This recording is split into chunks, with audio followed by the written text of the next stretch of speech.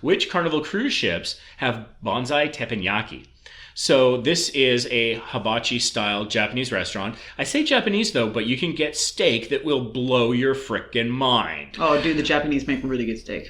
Sure, but I think when you say like Japanese food to a lot of people, I mean, they're thinking sushi, they're thinking all sorts of, different things.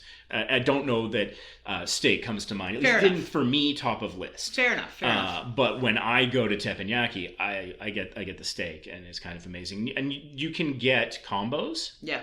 And so I think you can do I think it's teriyaki chicken and filet mignon. That's what I do as my combo. Yeah. And it's fantastic every time I've done it. So we do strongly recommend it. And so Teppanyaki, it's like Benihana. And so it's a performance as well as food, but it's more cost effective than the steakhouse. And you get more food, and it's of, in my opinion, a higher quality, particularly like even the filet. Mm-hmm. And so Sam wanted us to check which ships can you get teppanyaki on? Because when people ask me in our Facebook group, VIFP club members, and I always say what specialty restaurant? I'm like, teppanyaki, teppanyaki, teppanyaki. But if you're on like a fantasy class, that's not an option. The ship's too small. They don't have it.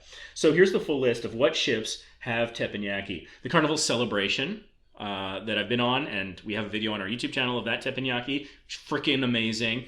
So that pretty new XL class ship. The Firenze is going to have it, so when we go, we can do teppanyaki. Because even if we don't have the money for it, I make it happen. Because I love teppanyaki; it's my new obsession. The Carnival Horizon, which is Vista class, I believe. The Carnival Jubilee, which is also XL class.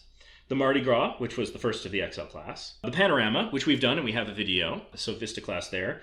And the Venezia, which I was on last, and of course we have a video of that teppanyaki as well on our YouTube channel. So basically all the Vista classes and newer ships? Or not really, because the Vista's not listed here, I noticed. Interesting. But all the XL classes and most of the Vista class. Because the Vista's missing, but yeah, the Venezia is Vista class, and I think Firenze will be as well.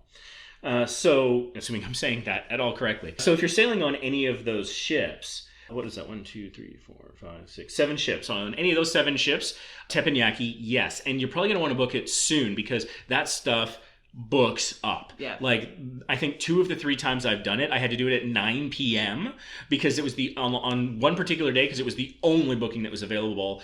We finished the muster station drill and we go into the app and we're like, oh, there's only one chance. I think the Celebration had more just because it was the transatlantic sailing and there were a lot of food and different restaurant options on that ship versus the Vista class, which was smaller. So even on the Venezia, I think we didn't have a lot of options. Yeah, well, I think with the Vista class, you basically have the steakhouse, you have the bonsai, and chibang, and the Italian.